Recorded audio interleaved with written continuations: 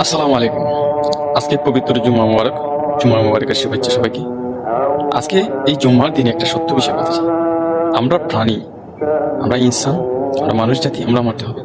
সকল প্রাণীকেই মরতে হয়। প্রতিনিয়ত আমরা ছোট বয়সী, যুব বয়সী, মধ্য বয়সী, বৃদ্ধ বয়সী মরতেছি। আমাদের মৃত্যু হচ্ছে, মৃত্যু হবে। তাই আল্লাহ বলেছেন কোরআনে, কুল্লু নাফসি যায়কাতুল মউত, মরতে হবে। কিন্তু এই মরণকে জানি, তারপরেও আমরা পৃথিবী খাই খাই নাই নাই এসব করতেছি, দুনিয়ার জন্য ব্যস্ত হয়ে পড়েছি। এদিকে অনেক রাষ্ট্র আছে তার শক্তি প্রয়োগ করতেছে ক্ষমতার জন্য, ইসরায়েল ফিলিস্তিনকে মারতেছে, বা বিভিন্ন রাষ্ট্রে ক্ষমতার জন্য সরকার বা দলীয়ভাবে হাই হাই হাই হাই হাই নাই নাই এই শুরু হয়েছে ক্ষমতার জন্য।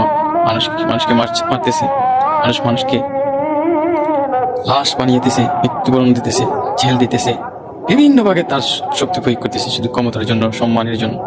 কিন্তু মানুষ যে মরতে হবে, মরে যাবে, এটা চিন্তা করে।